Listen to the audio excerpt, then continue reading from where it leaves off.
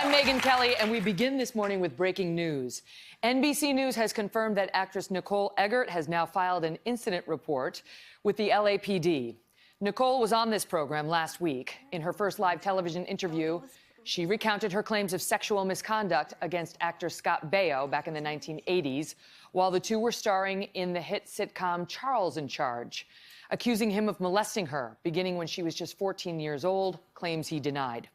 Now, the statute of limitations has run on a potential criminal case based on that conduct, we're told, but detectives could conduct an investigation and then forward their findings to the LA County District Attorney.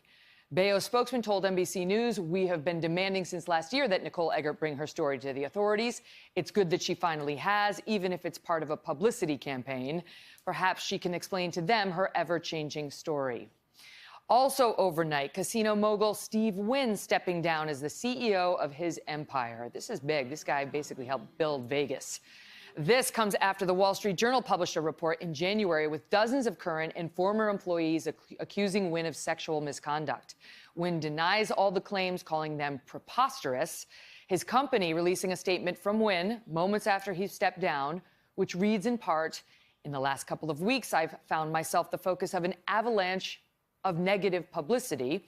As I have reflected upon the environment this has created, one in which a rush to judgment takes precedence over everything else, including the facts, I have reached the conclusion I cannot continue to be effective in my current roles."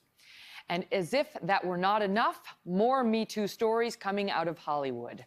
This is Vincent Cirrincione, a name that may be unfamiliar to most of you, but not to the dozens of actors he has represented over the last 40 years. He is a Hollywood mega manager. He helped launch and make the careers of stars like Halle Berry and Taraji Henson. In an industry where roles for women of color are ridiculously scarce, and we'll give you the numbers in a minute, Vincent Cirrincione was seen as a gatekeeper and a very important one. 2 days ago, he shut down his management firm after the Washington Post broke the news, reporting that 9 women, all minorities, had accused him of inappropriate sexual behavior. According to the report in the Washington Post, Cirrincione had promised some of the women meetings with and careers like those of his superstar clients. You could be a Halle Berry. Some of the women alleged that Cirrincione conditioned his representation explicitly on his aspiring female clients having sex with him. He would even time it, according to them, saying had to be once a month. One actress alleging that Cirrincione masturbated in front of her during repeated meetings in his office. After the Washington Post article hit, the Post then reported that another 12 women came to the paper with similar accusations. We've seen it happen time and time again. We reached out to Cirrincione and received no response, but he did tell the Washington Post in part, "I've had affairs while in committed relationships, ones I am now ashamed to say are coming to light and shading my past and my reputation. I can say without a doubt that I have never used favors, sexual or otherwise, as a reason for managing anyone. I want to make it clear that not one of those relationships were anything but consensual." One woman who found the courage to actually go on the record with her name, and that is very hard. Very hard. A lot of these women come forward anonymously, as happened in the case of the Washington Post, but a couple gave their names and were the first to do so. And one woman who did that is Tamika Lamison, who first spoke to the Post and who joins us now for her first television interview. Welcome, Tamika. Thank you. Thank you. Thank you so much for being here. Yes. So, take us back. What year was it when you first had your encounter with this guy? It was in the 90s. I was in my 20s. I believe it was 96 or 97. And I had been invited to the Tony Awards by a friend who was nominated. And I got to go to the Tony Awards dinner. So I was sitting at a big table, a round table with her and also with another friend of ours who had just won a Tony. Had you ever heard of this guy, Vincent Cirrincione? Most people never heard of this guy. Of course I had. I mean, a lot of actors of color had heard of Vincent Cirrincione because of Halle Berry and because he really was supporting the careers of women of color. And there were very few people doing that. Very few people doing that, and he was definitely one of the leaders doing that, and we were all very supportive of that. And you were an aspiring actress. Yes. You get invited back to his hotel for a meeting. Yes. And tell us what happened. So I go into the hotel, we talk a bit, and then the phone rings, and it's Halle Berry, and he puts her on speakerphone. And obviously, I was really excited because it's one thing to know that he represents Halle Berry. It's another thing to have it made real with her on the phone. So they talked about a project. I don't remember the project.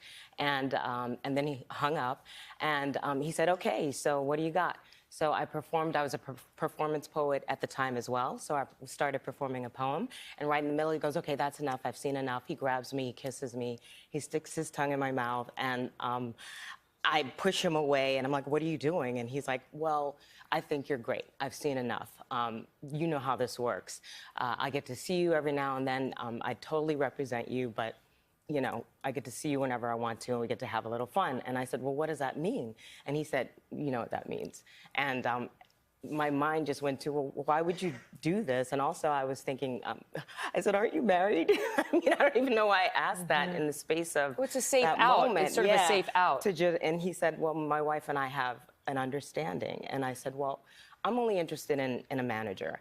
And he said, "Are you sure?" And I said, "Yes." And he tried to grab me again, and I said, "No, I don't want to do any of this. I just want a manager." And he said, "Okay, well, it was nice to meet you." And he showed me the door. And as I was leaving and walking down the hallway, I turned back and I saw another young woman of color going into his room. So I was like, wow, he just kind of does this. But Women were literally lined up outside of his door. And he said he was going to be taking a lot of meetings that night after I was introduced to him. He said to have dangled Halle Berry's career, Taraji Henson's career, in front of women like carrots, like bait. He used them as bait. Right. Is that how you felt? Well, at the time, I just was happy to hear her voice on the phone and to know that that was real. I don't know what his mindset was, but it's quite possible that that's what he was doing. I mean, over the years, I've heard other stories from other friends of mine and people who I don't know. I posted a Facebook during the Me Too movement. I was inspired by Tarana Burke, you know, a woman of color who also started the Me Too movement. Started the Me Too. Exactly. That hashtag Me Too was started with respect to women of color. Yes. Who were being abused too often, and it was being ignored. Yes. And even in this Me Too movement now, so few women of color have been highlighted as survivors of Me Too moments. Yes. And this guy who went from hero to villain in a snap because of women like you deserves to be outed, because yes, he helped women of color advance, but at a very high price for so many, for too many. Yes, and when I posted my Facebook page about it, I was really shocked at the sheer volume of people. I didn't put his name on it. I just put hashtag VC. That's all it took. And there was just a barrage of people who said, "I know exactly who you're talking about." People inboxed me. They outed him on my Facebook page. This is both men and women who said, "I know exactly who you're talking about." So they knew women who had incidents with him, and it was really kind of The Post talks about shocking. a woman named Barbara Stark, a former agent turned manager, who said she worked with Cirrincione for more than 3 decades. She said his actions are absolutely unconscionable, and she said, I and his other employees were just totally disgusted by him. We all knew what was going on. Yes. This is the systemic problem that, and this is what the Harvey Weinstein sort of brought about, that everybody knew what was happening, but no one really felt like they had a platform or a forum to speak where there would be no repercussions. This is why this movement is so important, because there is a platform where now finally women and others are feeling like they can come out and tell their stories. And they won't be completely discounted right from the word go. It's not to say every woman's story is always 100% true. Right. It's to say we're in a new era where women are not summarily dismissed. Exactly. As they used to be. I want to tell the audience, of the top 168 U.S. films in 2015, guess how many roles were played by black actors, leading roles, of the top 168 films? 11. 11 roles were played by black actors. Black women starred in 2 films. Women in general starred in 44.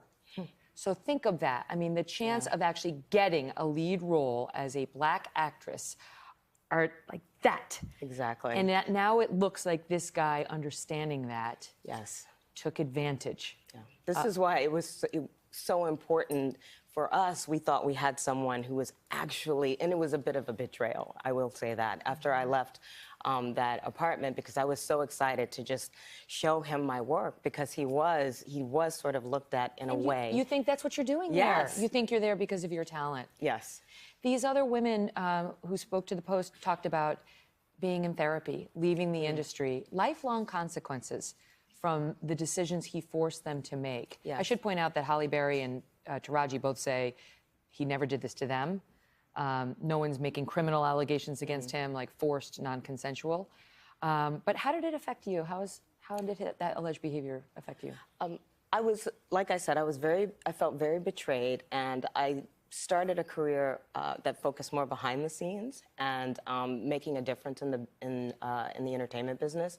So right now I help women of color and other women and diverse populations to get into commercial directing, and I have a foundation where I help terminally ill kids create films with people in the film industry. So I really wanted to do stuff behind the scenes. I write and produce more so than act now. One of my favorite books is The Alchemist, so I feel like things come back around. I love The Alchemist. Yeah, right? Yes. And if you haven't read it, do. Yes, please. Well, good for you for standing tall and, so now for giving back. Yes, thank you so much. So I actually just have my very first film that I produced and I star in, finally, but full circle. What's it called? It's called Last Life.